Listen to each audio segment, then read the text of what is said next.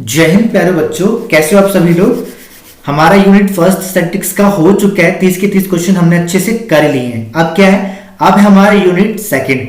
इसके बाद फिर मैं लेके आऊंगा आपके लिए माइक्रो इकोनॉमिक्स का यूनिट फर्स्ट एंड सेकंड। इतने ही आने आपके, उसमें भी लगभग 20 से 30 क्वेश्चन होंगे। वो इसलिए ताकि हमारा कोई भी कहीं से भी क्वेश्चन आ जाए, कोई भी बच ना सके हमारी नजरों से। और जब हमारी तैयारी एकदम 100% होगी ना, तो फिर मार्क्स भी हमारे 100% लेवल के ही आएंगे, है ना। तो चलिए स्टार्ट करते हैं आज का भी। फटाक से जल्दी जल्दी क्वेश्चन को अटेम्प्ट करते हैं और देखते हैं कि आज इस क्वेश्चंस के अंदर कितने बच्चे ज्यादा मार्क्स अचीव कर पाते हैं। ठीक है ना, ठीक है। तो ये रहा सबसे पहला, ये ध्यान रखिएगा किसमें से, collection, organisation and presentation of data के अंदर से ये सवाल आपके आने वाले। यूनिट सेकंड है आपका। पहला सवाल क्या रहा है, use of dash saves time and cost, यानी कि डैश के उपयोग से समय और लागत की बचत होती है। तो वो क्या है, प्राइमरी डाटा है, सेकेंडरी डाटा है, सी टेरिटरी सोर्स यानी कि तृतीयक स्रोत है, या फिर नन, इनमें से कोई भी नहीं। तो सिंपल सी बात है, हमें क्या करना है, हमें अपना टाइम और कॉस्ट बचाना है। तो वो कौन से प्रोसेस से सही हो सकता है, option number B secondary data. Secondary data वो डाटा होता है जो हम खुद कलेक्टिंग करते, कोई एजेंसी ऑलरेडी कलेक्ट कर रखी होती है, बस हमें वहां जाना है, थोड़े पैसे देने हैं और डाटा को कलेक्ट कर लेना है। लेकिन प्राइमरी में घर घर जाना पड़ेगा, तो टाइम बहुत लगेगा और कॉस्ट भी। तो इजी तरीका क्या हमारा, सेकेंडरी डाटा। तो ऑप्शन नंबर बी सही जवाब हो जाएगा। Second, dash is the method of gathering information from individual, यानी डैश व्यक्तियों से जानकारी एकत्रित करने की विधि है। अब इनमें से कौन सी विधि है, संकलन यानी कि कलेक्शन, सर्वे सर्वेक्षण, एनालिसिस विश्लेषण, या फिर इंस्पेक्शन निरीक्षण। तो क्या लगता है, क्या हो सकता है इसका सही जवाब। ये स्टूडेंट्स बहुत सिंपल है, बहुत सिंपल है और बहुत सिंपल है। क्या, सर्वेक्षण। यार हम व्यक्तियों से जानकारी एकत्रित कर रहे हैं ना, तो सर्वेक्षण करेंगे तभी तो आपका मतलब गैदर इंफॉर्मेशन होगा। लेकिन ये सर्वेक्षण हमारा एक तरीके से संकलन में आ जाता है। ध्यान रखना, संकलन क्या है, संकलन वही व्यक्तियों से जानकारी एकत्रित करने की ही विधि ही है, एक तरीके से विधि ही है आपकी, ये ध्यान रखिएगा। तो बेसिकली संकलन के अंदर ही आपका सर्वेक्षण आ जाता है, लेकिन जब दोनों साथ में दिए हो तो सर्वे इसका सही जवाब हो जाएगा। ठीक है ना। और जो बच्चे नए हैं फटाक से इसको सब्सक्राइब कर लें, ताकि आपको नए नोटिफिकेशन भी जल्दी जल्दी मिलते हैं एग्जाम के, और आप तैयारी करते रहें। और अपने दोस्तों को शेयर करना ना भूलें, क्योंकि उनको भी तो पढ़ना है ना। आप चाहते हैं ना कि वो भी आपके साथ चलें, तभी तो हर पल को एंजॉय कर पाएंगे साथ मिलकर के। ठीक है। तीसरा क्या कह रहा है, miss interpretation and misunderstanding can be avoided by, यानी कि गलत व्याख्या और गलतफहमी से बचा जा सकता है। कैसे, पर्सनल इंटरेक्शन से, व्यक्तिगत बातचीत से, मेलिंग से, टेलीफोन से, या क्वेश्चनियर से। तो आपको क्या लगता है कि कैसे बचा जा सकता है। सिंपल सी बात है, अगर हमें चीजें सही चाहिए तो जिस व्यक्ति का हम डाटा कलेक्ट करना चाह रहे हैं, हमें उसी व्यक्ति से जाके पूछना चाहिए, यानी कि पर्सनल इंटरेक्शन करना चाहिए। इससे क्या होगा, जो डाटा हमें है वो एकदम करेक्ट मिलेगा, गलतफहमी की गुंजाइश ही नहीं रहेगी। हाँ वो बात अलग है, वो जानबूझ से गलत बता रहे, लेकिन अदरवाइज वो डाटा एक्यूरेट ही मिलेगा हमें। Dash is also called lottery method, यानी डैश को लॉटरी विधि भी कहा जाता है। अब इनमें से कौन सा है, पॉपुलेशन को कहा जाता है, रैंडम सैंपलिंग को कहा जाता है, सैंपलिंग को कहा जाता है, या इनमें से कोई भी नहीं। तो बहुत सिंपल है, क्या, ऑप्शन नंबर बी, हम रैंडम सैंपलिंग को भी लॉटरी विधि यानी कि मेथड कहते हैं। पांचवा क्या है, in spatial classification data are classified with reference to, स्थानिक वर्गीकरण में डेटा को यानी आंकड़े को डैश के संदर्भ में वर्गीकृत किया जाता है। किसमें, आपके ऑप्शन है ए टाइम सीरीज यानी कि समय श्रृंखला, बी क्वांटिटेटिव क्लासिफिकेशन मात्रात्मक वर्गीकरण, सी जियोग्राफिकल लोकेशन यानी भौगोलिक स्थिति, या फिर डी क्वालिटेटिव क्लासिफिकेशन गुणात्मक वर्गीकरण। तो जब भी आपके स्थान के वर्गीकरण की बात करें ना, तो स्थानीय वर्गीकरण हमारा ज्योग्राफिकल से रिलेटेड होता है। ठीक है, प्लेस वाला हमारा ज्योग्राफिकल से रिलेटेड होता है। तो ऑप्शन नंबर सी यानी कि ज्योग्राफिकल लोकेशन, ये हमारा करेक्ट जवाब हो जाएगा। ठीक है। छठा, क्लास मिड पॉइंट और class mark is equal to, यानी वर्ग मध्य बिंदु या वर्ग चिन्ह डैश के बराबर होता है। किसके बराबर होता है, आपके यहाँ पर आपको फॉर्मूला बताना है। अपर क्लास लिमिट को जब लोअर क्लास लिमिट से ऐड करेंगे, 2 से डिवाइड करेंगे, या फिर अपर क्लास लिमिट को घटाएंगे लोअर क्लास लिमिट से एंड देन 2 से डिवाइड करेंगे, या फिर इन दोनों को ऐड करने के बाद 2 से मल्टीप्लाई करेंगे, या फिर इन दोनों को आपस में माइनस करने के बाद 2 से मल्टीप्लाई करेंगे। तो जब भी आपका मिड पॉइंट की निकालने की बात की जाए ना, मिड पॉइंट, तो बहुत सिंपल है, अपर क्लास प्लस में लोअर क्लास लिमिट को डिवाइड कर देंगे 2 से, तो हमारा आंसर आ जाएगा मिड पॉइंट। ठीक है, कैसे? देखो एग्जाम्पल दिखाता हूँ। 60 है, ये 70 है, हमें मिड पॉइंट निकालना है इसके बीच का। 60 हमारा क्या हो जाएगा? लोअर, 70 हमारा अपर, यानी कि 70 प्लस में 60 अपन में 2, 60 और 70 और 60 कितने हो जाएंगे? ये हो जाएंगे हमारे 130, 2 से भाग करेंगे तो आ जाएगा आपका 65, ये हो जाएगा हमारा मिड पॉइंट। ठीक है, तो ऑप्शन नंबर ए इसका करेक्ट है, ये इसका फॉर्मूला है। 7, while preparing a frequency distribution the following question need to be addressed। बारंबारता वितरण तैयार करते समय निम्नलिखित प्रश्नों पर ध्यान देने की आवश्यकता है। यानी कि जब भी हम फ्रीक्वेंसी डिस्ट्रीब्यूशन को लिख रहे हैं ना, तो कुछ क्वेश्चन को हमें ध्यान देना जरूरी होता है। जैसे कि आपके ऑप्शन है, how many classes should we have, हमारे पास कितनी कक्षाएं यानी वर्ग होनी चाहिए। B, should we have equal और अनइक्वल साइज क्लास, क्या हमारे पास समान असमान आकार का वर्ग अंतराल होना चाहिए। या फिर C, what should be the size of each class, प्रत्येक वर्ग का आकार क्या होना चाहिए। या फिर D, all of the above. तो क्या होना चाहिए इसका जवाब बच्चों? बहुत सिंपल है, हमारे जब भी ये ध्यान रखना, बारंबारता वितरण के बारे में बात करें, फ्रीक्वेंसी डिस्ट्रीब्यूशन की बात करें, तो उसमें कुछ क्वेश्चनों को ध्यान देना जरूरी होता है और जो हमें बताया गया है, तो इस हिसाब से हमें सारी की सारी चीज़ों पे हमें फोकस करना है, यानी ऑल ऑफ द अबव इसका सही जवाब है। 8वां, in case of continuous variable interval are used very often, यानी निरंतर परिवर्तनशील के मामले में डैश अंतराल बहुत बार उपयोग किए जाते हैं। अब क्या है वो? इंक्लूसिव क्लास इंटरवल है, यानी समावेशी वर्ग अंतराल है वो, या एक्सक्लूसिव क्लास इंटरवल है, अनन्य वर्ग अंतराल, या फिर ऑनलाइन क्लास इंटरवल यानी कि ऑनलाइन वर्ग अंतराल, या फिर ऑफलाइन वर्ग अंतराल। तो क्या लगता है इसका जवाब क्या होना चाहिए? तो जब भी ऐसे बात करें तो इसका सही जवाब हो जाएगा आपका इंक्लूसिव यानी कि समावेशी वर्ग अंतराल। इसमें क्या होता है? निरंतर परिवर्तनशील के मामले में डैश अंतराल बहुत बार उपयोग किए जाते हैं, यानी कि मैक्सिमम इंक्लूसिव क्लास इंटरवल का ही इस्तेमाल किया जाता है जो कॉन्टिन्यूअस होते हैं। ठीक है। 9, विच of the following is not a type of classification use in tabulation, यानी कि इनमें से कौन सा वर्गीकरणिक प्रकार है जो सारणी में यूज नहीं किया जाता है? तो टेम्पोरल है, क्वालिटेटिव है, स्पाशियल है, या नन ऑफ द अबव, यानी कि उपरोक्त में से कोई भी नहीं।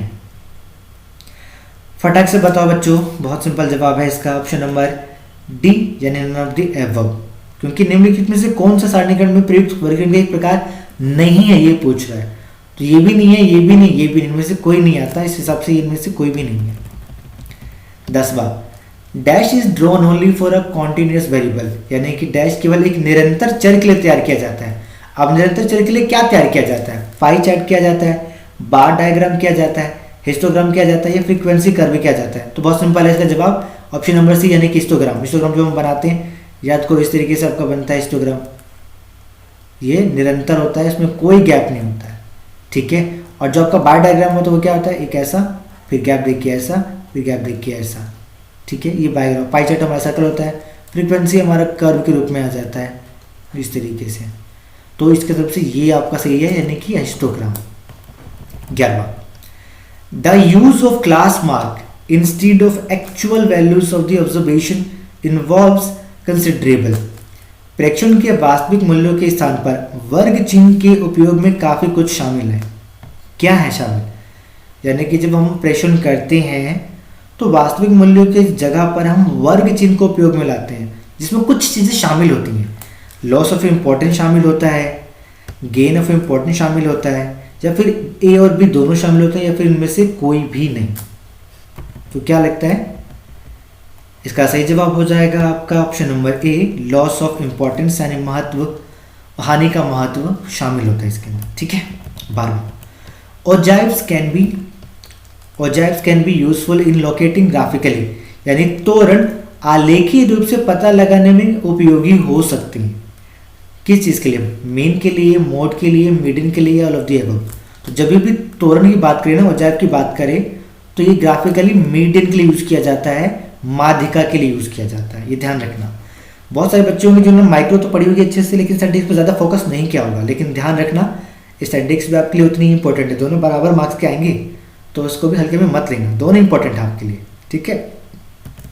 13वां क्या कह रहा है, the purpose of the collection of data is to show dash for reaching sound and clear solution to a problem. यानी आंकड़ों के संग्रह का उद्देश्य किसी समस्या के ठोस और स्पष्ट समाधान तक पहुंचने के लिए डैश को दिखाना है। यानी कि हम कलेक्शन इसलिए करते हैं ताकि हम और उस जो हम ढूंढना चाहते हैं उसको आसानी से बता पाएं, दिखा पाएं। तो क्या दिखा पाएं, उसकी फिगर, डिजाइन, एविडेंस या फिर मूवमेंट। सही जवाब है आपका ऑप्शन नंबर सी, यानी कि साक्षी। बेसिकली हम आंकड़े डाटा इसीलिए कलेक्ट करते हैं क्योंकि वो हमारे पास एविडेंस के रूप में होते हैं। कभी भी किसी चीज़ की जरूरत पड़ जाए तो हम शो कर सकते हैं कि देखो ये चीज़ें ऐसी थी, तो बेसिकली उसको एविडेंस के रूप में रखा जाता है, ठीक है। 14वां database on first hand information is called, यानी कि प्रत्येक सूचना पर डेटाबेस को क्या कहा जाता है। प्रत्येक सूचना में प्राथमिक आंकड़े कहा जाता है यानी प्राइमरी डाटा, सेकेंडरी डाटा या फिर बोथ ए एंड बी या फिर नन। तो इसका सही जवाब हो जाएगा आपका option number A, primary data यानी प्रत्यक्ष सूचना पर डेटा। प्रत्यक्ष सूचना का मतलब हो गया हम खुद डायरेक्टली इंफॉर्मेशन को कलेक्ट कर रहे हैं, तो वो हमारा प्राइमरी डाटा कहलाएगा। सेकेंडरी नहीं, सेकेंडरी तब होगा जो किसी थर्ड पार्टी से कर रहे हैं, ठीक है।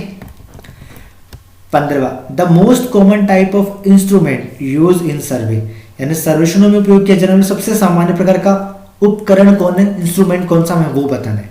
क्वेश्चनेयर है, बी इंटरव्यू शेड्यूल है, या फिर C both A and B, या फिर डी नन। तो इसमें ध्यान रखना एक प्रश्नावली भी हमें चाहिए, ऊपर से हमें साक्षात्कार अनुसूची भी तैयार करनी पड़ती है कि कब कब हमें लेना है। तो इस सबसे ऑप्शन सी एकदम सही जवाब है 15वीं का। 16वां basic of collecting data are, आंकड़ों एकत्रित करने के मूल क्या है। टेलीफोनिक है, मेलिंग सर्वे है, पर्सनल इंटरव्यू है, या फिर ऑल ऑफ द अबव। तो इसका सही जवाब होगा आपका option number D, all of the above. हम टेलीफोन के द्वारा भी कर सकते हैं, मेलिंग के द्वारा भी कर सकते हैं और पर्सनल इंटरव्यू कर सकते हैं। तो इन दोनों के द्वारा हम आंकड़े एकत्रित कर सकते हैं, ठीक है। 17वां क्या कह रहा है, miss interpretation and miss understanding can be avoided by, यानी गलत व्याख्या और गलतफहमी से बचा जा सकता है। कैसे बचा जा सकता है, टेलीफोनिक्स इंटरव्यू के द्वारा, मेलिंग सर्वे के द्वारा, पर्सनल इंटरव्यू के द्वारा, या फिर D all of the above. वैसे तो जो एक्चुअल रूप में सही है, क्योंकि हम टेलीफोन पे भी चीज़ें गलत पाते हैं, मेलिंग पे भी इंसान गलत दे सकता है, लेकिन जब उसको पता है कि वो गवर्नमेंटल है और सही चीज़ों को लेके आ जाए तो वहाँ पे फिर वो सही जवाब देता है। तो इस तरीके से ऑल ऑफ दी अबव इसका सही जवाब हो। जब भी आपसे ऐसे पूछेगा तो हमें ऑल ऑफ दी अबव देना है, और अगर ये ऑप्शन ना हो, इसकी जगह कुछ और दे रखा हो और ये दे रखा हो, तो फिर हम इस पे लगाएंगे पर्सनल इंटरव्यू पे, और जब ये तीनों दे रखा हो तो ऑल ऑफ दी अबव लगाएंगे। 18वां what helps in providing a preliminary data about the survey, सर्वेक्षण के बारे में प्रारंभिक डाटा प्रदान करने में क्या मदद करता है। ऑप्शन है आपकी ईमेल सर्वे, बी पायलट सर्वे, सी टेलीफोनिक सर्वे, या फिर D all of the above. तो इसका सही जवाब हो जाएगा ऑप्शन नंबर बी, पायलट सर्वेक्षण, ठीक है। ये हमारा प्रारंभिक डाटा प्रदान करने में मदद करता है। पायलट सर्वे जब भी लिया जाता है तो लॉन्ग टर्म के लिए होता है, ये भी ध्यान रखना, लॉन्ग टर्म के लिए होता है और बहुत तेजी से काम होता है इसके ऊपर।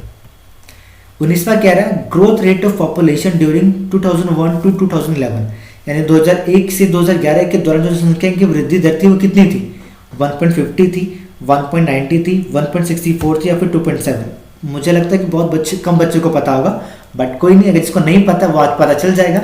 सही जवाब है आपका ऑप्शन नंबर सी, 2001 से 2011 के बीच में 1.64 यानी कि 1.64 की स्पीड से वृद्धि हुई थी जनसंख्या की भारत के अंदर। 20वां it refers to a group और section of the population from which information is obtained, यानी ये उस समूह जनसंख्या के वर्ग को संदर्भित करता है जिससे जानकारी प्राप्त की जा सकती है। आपके ऑप्शन है ए बायोडाटा, बी वैल्यूज, सी एविडेंस, या फिर डी सैंपल। तो सही जवाब है आपका ऑप्शन नंबर डी सैंपल। तो सैंपल क्या है, सैंपल के जरिए ऐसा तो है नहीं कि हम हर एक व्यक्ति का लेंगे, नहीं ना। जैसे कि आपकी मम्मी या आपके पापा जब जनरल दुकान पे जाते होंगे चावल लेने के लिए, तो चावल के कुछ दानों को देख के बता देते हैं कि बाकी का चावल कैसे होंगे। तो वो क्या होता है, एक सैंपल होता है ना, और इस सैंपल के आधार पे हम बाकी 10 किलो 20 किलो जितना भी चाहिए तो हम ले लेते हैं, क्योंकि उसी से अंदाज़ा लगा लेते हैं। तो इस हिसाब से यहाँ भी जनसंख्या के समूह के रूप में जो संदर्भित करता है वो आपका सैंपल होता है, नमूना होता है। 21वां क्या कह रहा है, all units of population don't have equal chance of being selected, यानी जनसंख्या की सभी इकाइयों के चयनित होने की समान संभावना नहीं है। तो वो कौन सा प्रोसेस में होता है कि हम सभी इकाइयों को एक जैसा नहीं मान सकते, रैंडम में, लॉटरी मेथड में, चॉइस में या फिर नन। तो सही जवाब है आपका इनमें से नन, यानी जनसंख्या की सभी इकाइयों के चयनित होने की समान संभावना किस में नहीं है। हम रैंडम निकालते हैं तो रैंडम में होता है, लॉटरी मेथड में भी मानना ही पड़ता है, और चॉइस में तो बिल्कुल बिल्कुल होता है। तो इस तरीके से ये तीनों तो सही हैं, तो फिर नन है इसका सही जवाब। 22वां, non sampling errors are more dash than sampling error, यानी नमूनाकरण त्रुटियों की तुलना में गैर नमूनाकरण त्रुटियां अधिक होती हैं। वो क्या होती हैं, चिंतित होती हैं, डेंजरस होती हैं, कॉशन होती है या ऑल ऑफ दी अबव होती हैं। क्या होती है बच्चों, सीरियस होती है यानी कि चिंतित, डेंजरस, कॉशन या फिर ऑल ऑफ दी अबव। सही जवाब हो जाएगा आपका ए ऑप्शन नंबर, ये चिंतित होती हैं। क्वेश्चन क्या पूछ रहा है, नमूनाकरण यानी कि non sampling error are more dash यानी कि सीरियस देन सैम्पलिंग एरर, यानी कि गैर नमूनाकरण की त्रुटियां बहुत ज़्यादा चिंता विषय होती है, उस पर हमें ध्यान देना बेहद जरूरी होता है ताकि कोई गलती ना हो उससे। 23वां कह रहा है the raw data are summarise and made comprehensible by, यानी कच्चे डेटा को संक्षेप में प्रस्तुत किया जाता है और डैश के द्वारा बोधगम्य बनाया जाता है। तो वो क्या है, डिवीजन के द्वारा, क्लासिफिकेशन के द्वारा, इंफॉर्मेशन के द्वारा या फिर डी नन। बहुत सिंपल है, जब भी हम बात करें ना कि रो डाटा को एकदम अच्छे से डिफाइन करना, बताना है, समराइज करना है, तो वो पॉसिबल है आपका किसके द्वारा, क्लासिफिकेशन के द्वारा, क्योंकि हम उसको बांट देंगे। हमारे पास 10 बच्चों का डाटा है, तो 10 बच्चों के अंदर हमें बांट देंगे उसकी एज के अकॉर्डिंग, ठीक है, उसकी वेट के अकॉर्डिंग, ठीक है, उसकी हाइट के अकॉर्डिंग, यानी जैसे भी हमें चाहिए। तो इसे हम क्या करें, क्लासीफाई कर रहे हैं, और क्लासीफाई से हमें चीज़ें और ईजीली समझ में आ जाती है। तो 23वें का बी आपका सही जवाब है। 24, the raw data consist of observation on, यानी कच्चे डेटा में डैश पर अवलोकन होता है, कॉन्स्टेंट यानी स्थिरांक, इंफॉर्मेशन सूचना, वेरिएबल परिवर्तनीय यानी कि चर, पॉपुलेशन यानी कि जनसंख्या। अभी कच्चे डेटा यानी कि आंकड़े में डैश पर अवलोकन होता है, किस पर अवलोकन होता है ये बोल रहा है, तो वो वेरिएबल पर होता है, परिवर्तन यानी कि चर पर होता है। तो ऑप्शन नंबर सी इसका सही जवाब है, वेरिएबल, ध्यान रखिएगा।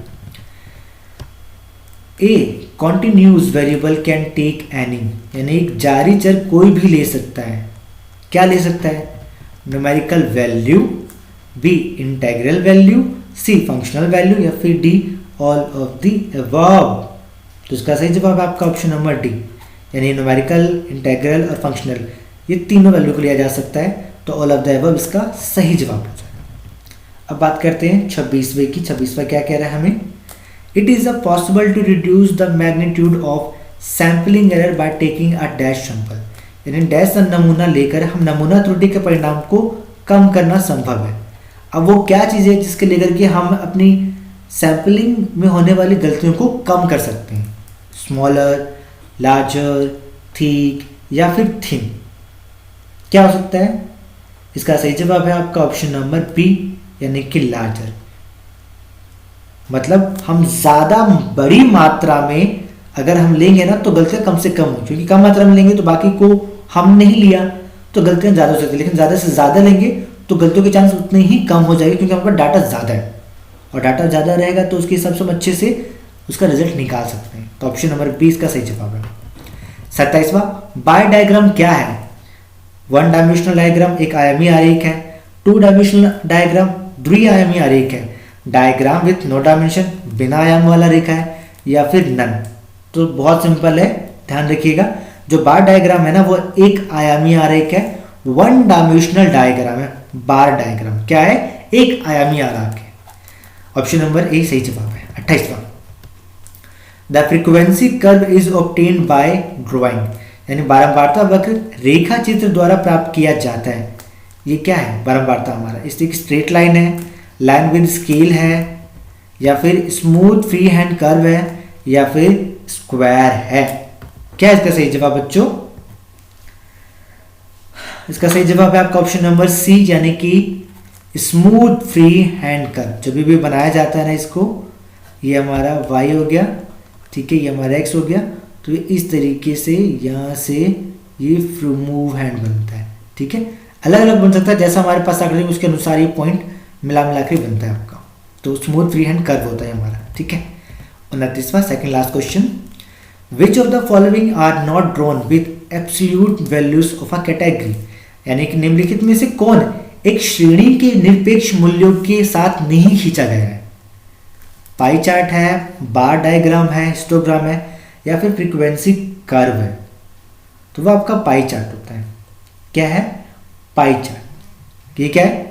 ये एक श्रेणी के निरपेक्ष मूल्यों के साथ नहीं खींचा जाता है, ये डिग्री में खींचा जाता है। सर्कल ऐसा होता है ना, इतना हिस्सा अलग, इसका इतना अलग, है ना। तो इस वजह से इसको पाई चार्ट को ही कहा जाता है क्या? Not drawn with absolute value of category, ठीक है। आखिरी क्वेश्चन देखते हैं इसका जवाब कौन देता है। Dash is a comprehensive way to classify raw data of a quantitative variable, यानी मात्रात्मक चर के कच्चे डेटा को वर्गीकृत करने का एक व्यापक तरीका है।